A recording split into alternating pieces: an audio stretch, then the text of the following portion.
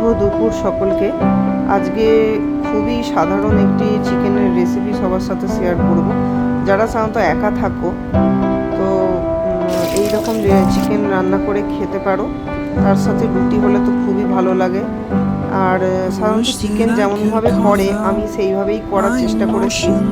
তার জন্য নিয়ে নিয়েছি আদা, রসুন, পেঁয়াজ, টমেটো, কাঁচা লঙ্কা, এগুলো পেস্ট করে নিয়েছি।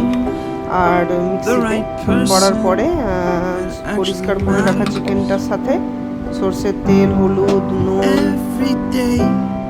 জিরে গুঁড়ো, ধনে গুঁড়ো এগুলো দিয়ে ভালো করে ম্যারিনেট করে প্রেসার কুকারে তেলটাকে গরম করে এলাচ, দালচিনি, তেজপাতাকে ভালো করে ভেজে একটা গন্ধ বেরোবে, তারপরে চিকেনটাকে দিয়ে দেবো। দিয়ে দেওয়ার পরে খানিকক্ষণ কষানোর পরে ওটা অল্প অল্প জল দিয়ে একটু লাল লঙ্কার গুঁড়ো দেবো, তারপরে তার প্রেসারটাকে বন্ধ করে দেবো হাই স্টিমে। পুরো রান্নাটাই আমি আজকে ইন্ডাকশানে দেখিয়েছি।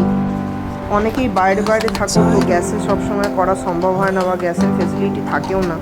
তো সেক্ষেত্রে আজ জানি না আমি আজকের ভিডিওটা কতটা উপযোগী হবে তোমাদের কাছে, তবে দেখে নাও কীভাবে করেছি। আটা মাখা হয়ে গেছে রুটি করার জন্য। এরপরে ইন্ডাকশানে একটা একটা করে রুটি আমি করে নেব। কিছুই না, প্রথমে দুটো পিঠ ভালো করে একটু হালকাভাবে সেঁকে নিতে হবে।